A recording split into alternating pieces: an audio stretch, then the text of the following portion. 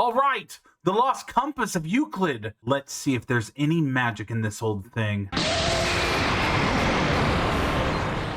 Greetings, mortal. I am the entity known as Cubicon.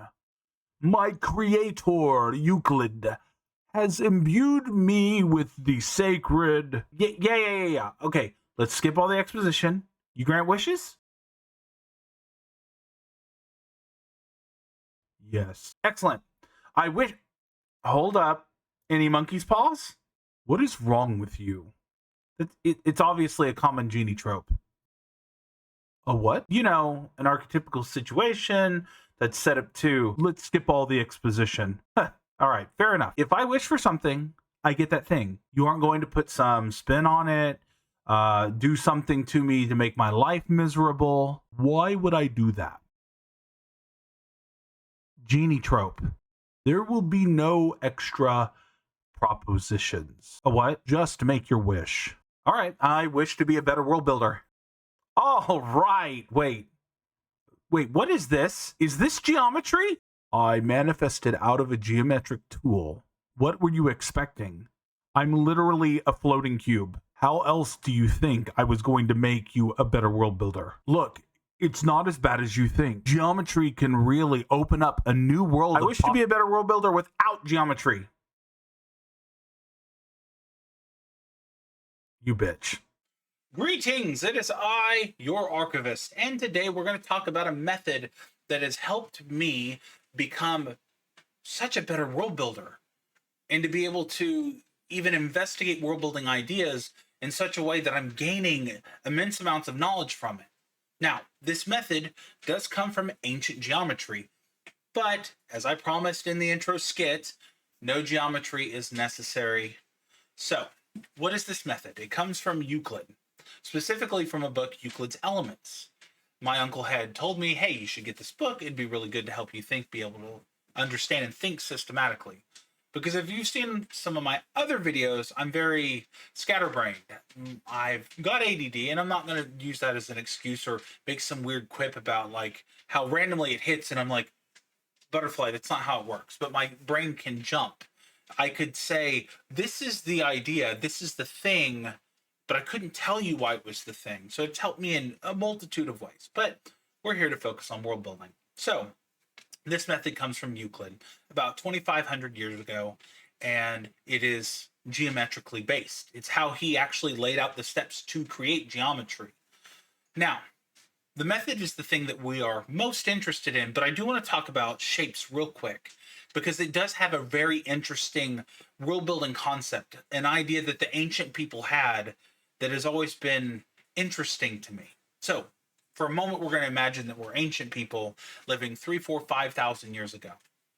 If you pay attention to the world around you, you recognize that the world is just flux. It's change.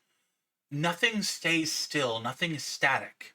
Even the clouds that you see, you only see once and they're gone. Day bleeds into night, night bleeds into day, seasons change year after year as though they're caught on some vast cosmic wheel. Now, there's kind of this mystique of the world being all chaos, right? But when we suddenly discover shapes like triangles and circles and squares, suddenly we've found something that is eternal. It's unchanging. We could run to the edges of the map, fall off the frayed papyrus into the dark abyss where stars are knitted, and find ourselves with triangles still, with circles and squares. Like, the rules that create them are the same no matter where we go. So for ancient people, geometry was divine. This is why you hear about the geometric cults in Egypt, because the Egyptians were the first to figure this out. And I believe that Euclid ended up studying there, getting the information from them. But for them, this is why you see geometric shapes. And I'm not an Egyptologist. I'm kind of talking out of, inference here. But the Egyptians kind of linked a lot of their imagery and their architecture to divinity. Because Shapes were an element of the eternal, unchanging. They were divine. The realm that we live in is this unchanging, chaotic realm that makes no sense. But shapes, those lead to the fundamental truths of the universe. All right, with all that hoopla aside, let's get to it. So, the first thing that you're going to have to understand is the difference between universals, generals, and particulars. Now, I just threw my mouse off my screen. My bad. I'm back. Universals are where people typically talk. And what's interesting is that most people that I run into, I mean, like 99% of people do not understand the difference between universals, generals, and particulars. It is something that you kind of have to learn. Oh, I'm click there. All right. So with universals, they are generally a statement that is believed to be true under all conditions. All humans are mortal. All rocks are solid. All humans are born good or evil. See, what's interesting to me is that universals are generally good, and we're not to generals, but that's funny, and you may laugh later if you ever watch this again. Thank you for watching it again. But you can see they work in a certain sense. All humans are mortal. All rocks are solid. But when you start trying to do this idea of all humans are good, all humans are evil, that's it's immature. It doesn't make sense. It's like saying all birds can fly, and it's like, well, damn the ostriches and the penguins, right? Universals are good in a certain sense. They're not good in another. And what you really want to do is try to not use universals as much as possible, or to really understand why they work. But that's a video for another time. But again, they're universal statements that is believed to be true under all conditions. So now we have generals. Generals or generalities are statements that are considered to be true most of the time, or some of the time, or that they're generally true, pun intended. Generals have layers to them. So when you're thinking about generals, I want you to think about Shrek, that handsome green boy. And so here is a list of generals that we have, going on to specifics or particularities, which we'll deal in a minute, but I think you'll understand. You're smart. You've got this. So in world building, if we're talking about very broad, we could talking an entire nation. Now, if we're talking ultimately broad, like my hands are off the screen because how broad this concept is, we could be talking about the entirety of your world, right? But let's not do that. So let's talk about something in the sense of like the most general is an entire nation. Then less general is a region within that nation. And then less general than that, which you'll see on the screen as more specific, is a city within that region. And then less general than that, or even more specific, is Old Sal's Imperium over off the 6th Imperium, or the 6th. Old Sal's Imperium over off of Imperial 6th. Okay, there you go. So you'll notice as you come up, if you go from top to bottom, you go from general to more specific. But if you go from bottom up, you go from specific to more general, right? And let me see. If you, oh yes. So we talked about this nation, and it's this particular nation, right? So it's the most specific because we're talking about an entire nation. Now, if you were talking about nations as a like there's this nation, this nation, this nation, that actually becomes specific. Don't worry about it too much. When you go from particular to general, this particular is subsumed in this particular and is a subset of this one and is inside this one. Makes sense? I think it's pretty easy. If it's still confusing, it's okay. Just let me know, because it could be the way that I'm explaining it. So then we're going to move on to particulars. These are specific nouns. And I love using nouns. Like when I'm world building, I always say sacred nouns inside of like religions or mythologies, because, noun means person, place, thing, or idea. It's such a quick and easy way to say all of this stuff and to have my mind open to going, yeah, it could be all these different things that are considered to be sacred. But in this instance, we're talking about particularities. So they're specific nouns that are distinct from one another. Okay. So I am a particular, You are particular. My son working on his school notes over there is a particular. So here is a list of particulars, such as Avatar: The Last Airbender, which you might say, well, wait, Chris, shouldn't that be a general? Because there's a lot of things that are in it. And it's like, this is that kind of nation versus nation thing. When we're talking about Avatar: The Last Airbender versus another movie, Aliens, since the next thing in the list, those become particulars. But you could take Avatar: The Last Airbending, The Last Airbender. I swear to God, I'm a nerd, and you could make that a particular, right? Because it's a specific movie or a specific world that we're dealing with. Or you have Weyland Yutani, which is a specific corporation of douchebags. Or you have the Predator, which is a specific sci-fi monster, whom is my favorite. He is specifically my favorite. And again, the Predator, not Diddy. And then, or you have Mermaid Man is a particular. Okay. So there's the whole kind of system laid out. As you can see, universals, then generals, and particulars. Okay. Moving on. So world building is all about imagination and solving imagined problems, right? I think that makes sense. And it's, in a way, it's kind of imagining your own problems that you then have to solve. I don't know what that says about us, but anyways. So if you're like me, your world building can be messy or complicated, or there can be gaps where you don't want to have gaps. Now, if that makes no sense to you, why would you want to have a gap? I've got a video on gaps, which should be in the card above, and gaps are a great thing. So two really weird worlds to compare would be like Elden Ring. The gaps in there lead to a lot of Vati Vidya videos, like, let's be real, right? And then it takes a long time and you piece it all together and it's like a puzzle. Great. And then on the other end of the spectrum, you have Five Nights at Freddy, which has a bunch of gaps, and it's a thing. It's a mess. I love the lore. It's an eclectic mess that refuses to fit together. Anyways, so if your worlds are like this, and you'll notice really great world builders, their worlds they work. They have gaps where they need to. They don't have gaps where they don't need to. Generally speaking, okay, like, this isn't all the time, and this isn't that their worlds are perfect, right? But they're beloved. They are high quality. Okay. Well, speaking of which, I have the answer, so I'm glad that you asked. The answer is systems, and actually, systems allow you to be more creative. But real quick, I want to cash out this idea of systems and give you a very specific definition.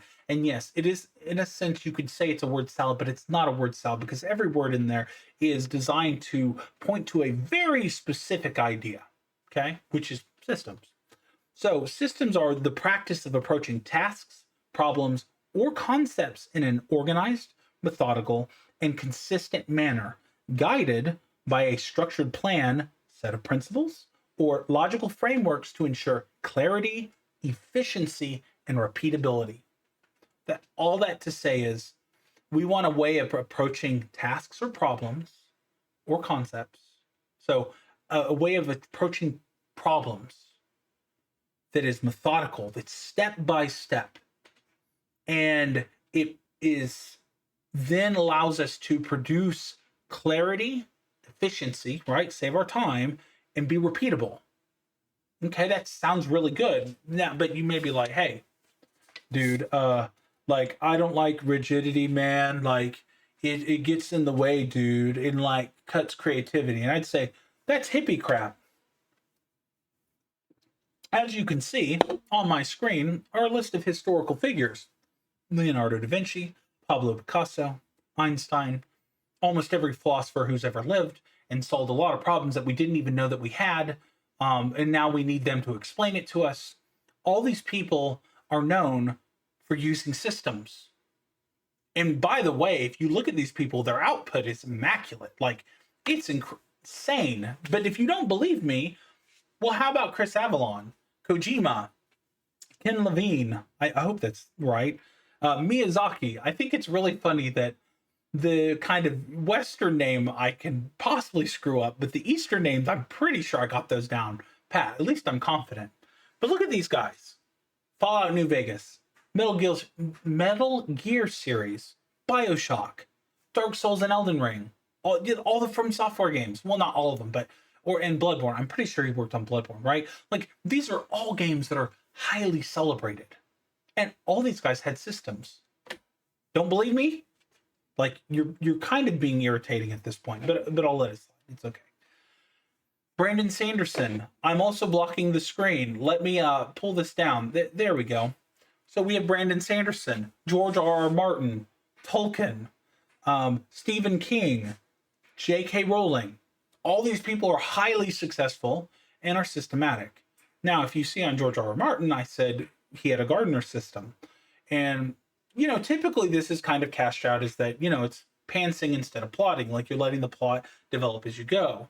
And there's still a system in there, because he kind of, if I remember right, he says, it's like planting seeds in a garden, and you're going to see what grows, and then you're kind of taking and plucking out and harvesting those ideas, and then you're bringing them together. There's still a system in there. It's just not, you have to outline and do it in this way. And really, there's a whole thing about pantsing and plotting that I don't agree with. I don't think that they're really anything different. Wait. I'm so sorry. I thought I was smart. I wasn't. But if you see on the screen, now you can see. Anyways, that being said, these are all people who are highly successful and have systems. Okay, so welcome to my methodology. This is my TED Talk. I hope you will be impressed. This has generously been taken from Euclid, who is a badass geometrician. I'm pretty sure, even though I've said this 6 times, I'm pretty sure that that's right. So, the system, again, we cannot deal in universals. The system is going to produce really weird results, and it will start breaking down, because we're dealing with complicated and nuanced things that are sometimes true, or most of the time true, or are hardly ever true, right? So instead of being universals, we're going to bring it down to the level of generals. So axioms are generalities. Postulates are particularities. Then you have propositions, and then you have theorems, which to me, theorems is one of 2 of the ultimate goals. Now, this is the flow from general to specific to synthesizing to the problem that you're trying to solve, or the way in which you're going to solve the problem. Let's get into this. Let's break this down. We first have to start with a problem. What are we dealing with? What do we need to resolve? But ultimately, why do we care? If you understand why you care about a problem, you can understand the purpose. And that's going to define it for you. Because again, I could give you a problem and say, okay, hey, I want you to create complex and interesting cultures, which is foreshadowing for, one of my next videos. And the idea of creating a complex and interesting culture may be totally different for your purposes than mine. So then that kind of recontextualizes the problem in a way that you want to solve it. So again, your purpose is the most important thing. Now, from our problem, we're going to start developing axioms. What's an axiom? I'm glad you asked. It's an assumed truth, something that is seen as self-evident. It's going to seem basic. In a way, it's a basic bitch. We're going to go from the problem. So let's give the problem of how do I write well to the axiom. Show, don't tell. That's really is how you're supposed to do it. No, I know it's a dreaded thing. It's like, oh God, why did we bring this up? I'm having, post-traumatic stress from like, what was it? English classes and all that. But the way that I like to explain axioms might make a little more sense. It's an initiatory truth. It's like where you have to start becoming proficient or even doing that skill. It's why we say show, don't tell, because when we tell a story, we're just telling. We're just saying the fence, the sky, the computer, the audience. That tells us nothing other than like this very broad and general idea of like, okay, the fence. Well, is it a new fence? Is it a white picket fence? Is it a stock fence? Is it a which I meant was a fence that you would see out in a pasture. Is it a metal fence? Is it chain link, right? Like there's all the ways in which the fence could be talked about. And when we're telling the story, um, we often just say the fence, right? So that makes sense. So to get you to be a better writer, we have to start getting you to show and don't tell. And you say, oh, it's a rickety old weathered fence. Okay, there you go. Simple enough. So now moving to the next layer of complexity is where we start pulling in postulates. So as you can see, well, I'll go back. Not that it matters, but I will go back for my sake. You can build postulates. Okay. Postulates are built off of axioms. Now you can build it off of one axiom or multiple axioms, but postulates are built off of axioms. Okay. So postulates, I'll cash this out as an analytical truth built from inferential relationships, or how this idea that's a little more specific connects back to that general idea. Like in this case, how do we write well? Show, don't tell. But if you've seen Hello Future Me's video on show, don't tell, you would understand, well, authors aren't showing and telling all the time. In fact, they're telling a lot. And then that's where you get more specific, is that we're dealing with a pacing mechanic. So show, don't tell is actually on a very high level of skill. It's a pacing mechanic. The more that we show, the slower we can get through the sentence or the idea or the scene. And the more that we tell, the faster that we get through the sentence.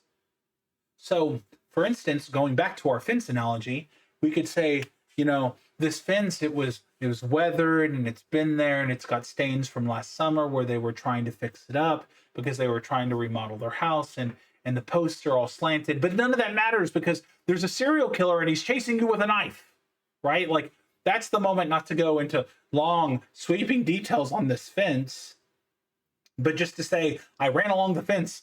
I could hear the, serial killer's footsteps slamming behind me or something, right? Again, that's not a very well sentence, but I did that off the hat, right? Off the cuff, as it were. So postulates are how we connect from an idea or a truth inside axioms and build out a relationship through inference. Okay. So just as postulates can be built off of axioms, one or multiple, well, postulates can be built off of postulates or postulates and axioms, as you can see on the screen. Okay, so you're going from levels of generality, very high level generality, to a little less general, and you can do this 5, 10, 15 levels deep if you want. I'm sure if you took some philosophy books and you wrote it like this, like talked about the generalities, and then as they form out their argument, you would be 15 layers deep. I don't know if you're ever going to do that. Most time I'm 2 to 3 layers deep. So you don't have to go crazy with this. Now, once you get all your axioms and postulates, okay, your generalities and your particulars, right? You get all that information, these ideas together, you're going to create a proposition. And how you do that is through synthesizing all that data. If you understand Offenbach and Hegel's dialectic, you already got this. But in a sense, you're going to take all this stuff and you're going to then try to summarize it, right? You're going to take everything and put them all together. Simple enough. Now, as you can see, it got a little more complicated, but it's okay. It's you've got this. It's not that complicated. As you see, we start from a general problem, and then we build out our axioms, and then our postulates from our axioms, and other postulates, of course. And then once you've done this initial framework, we're going to jump over to a proposition. Okay, we synthesized it. It's a hypothesis. We've taken all that information together and we say, okay, here's what I think that it is. And the hypothesis can be whatever you need it to be. And then we're going to build out an experiment. Now, this could be a thought experiment. This could be, okay, let's go get a pencil and paper, or let's go sit down at the computer and we're going to do something, right? Because the whole system works by taking you to an action. We don't want to sit and think for the sake of thinking. That doesn't make sense. That's not what we want to do.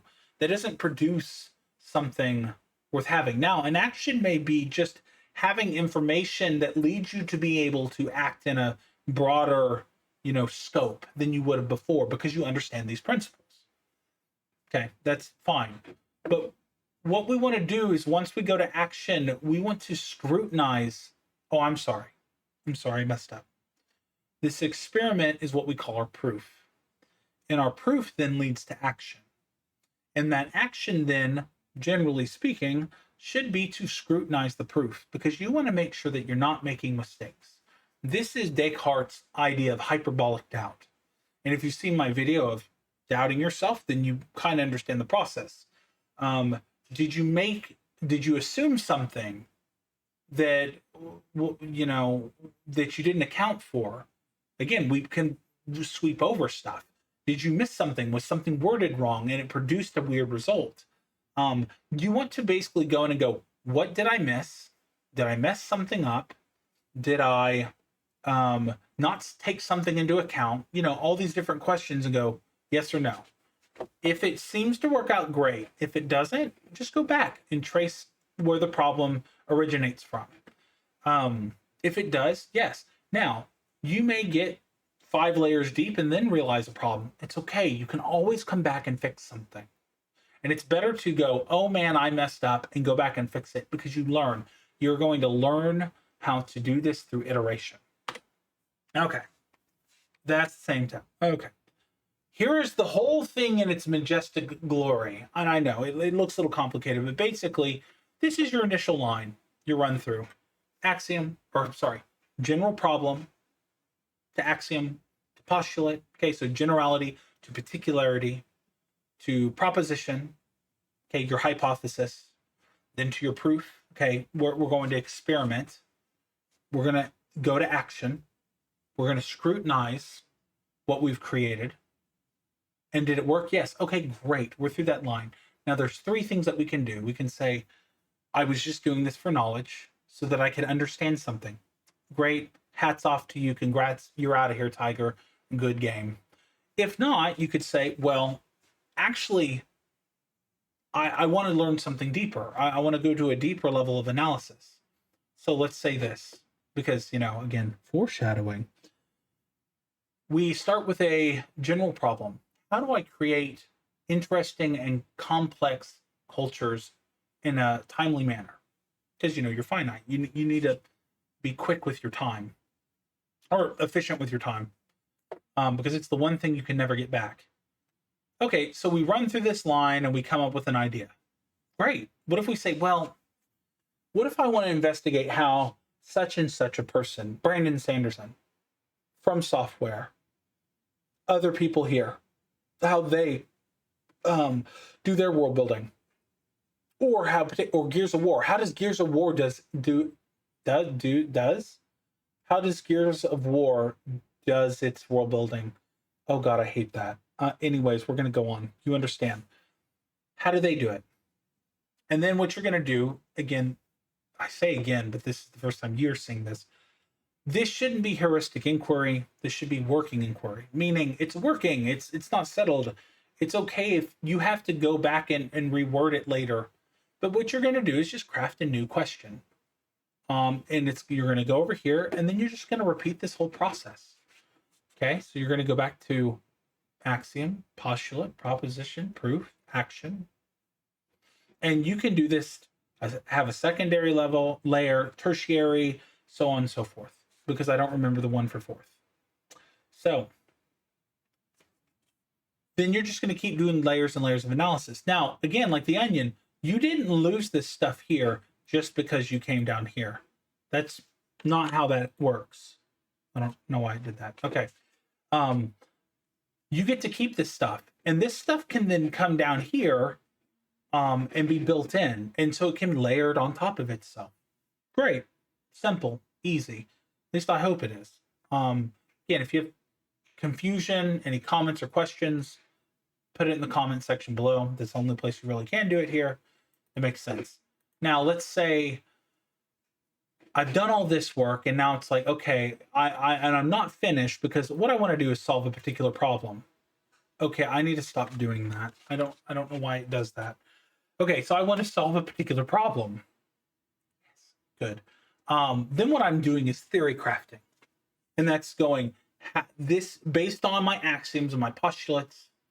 How is it that I build a complex and interesting world or culture?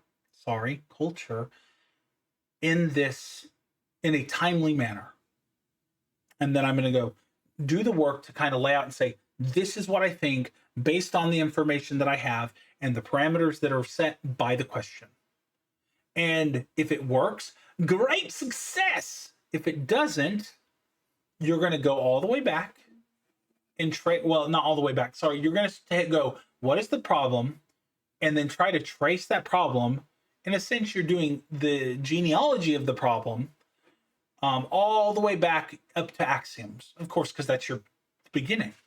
And in fact, when I was creating the world building, I'm sorry, it was the how to get our world building into our stories. That was that problem, and I'm still working on that. I had a major breakthrough today, so hopefully that video will be coming soon. And again, I'm going to start doing these videos in this way because I think this kind of breaks everything down step by step so that you can understand step by step how I went through this. And hopefully then you can see axioms and postulates that maybe I missed. But with that being said, I had to trace back a problem all the way back because I saw it in my proposition, and then I saw it in my postulate, and then I had to trace it back, and it was the axiom, and it was worded wrong. And because it was worded wrong, it sent me down the wrong path. But it was an easy fix, and it's like once I tweaked it, and then the postulate was immediately tweaked, and then I was like, oh, done. And it actually ended up later on leading to a deeper level of inquiry. So with that all being said, what I want to do is, oh, no, we're going to do that in a different video. Yeah, because we're at the end of the video. This video is kind of run long enough. If you want to see how to use this, then click the link below, above, and I will take you through how I use this process to make me a better world builder, how I take a specific proposition, a hypothetical problem, and I then work through this system to come up with knowledge. It's pretty cool. I'm going to start doing it, and we'll start having community questions. I'll start putting them on the page. We'll have community questions. People can kind of work through them, and you guys can develop your own axioms and postulates and then theorems, right? Because it does ultimately lead to theorems. And so if you want to see that, click the link above. It should be there now because I'm done talking. And I've been your archivist. If you want to support the channel, links are in the description below. But a like and a subscribe would really help. And I hope you found this interesting. Have a great day. Love y'all. Peace.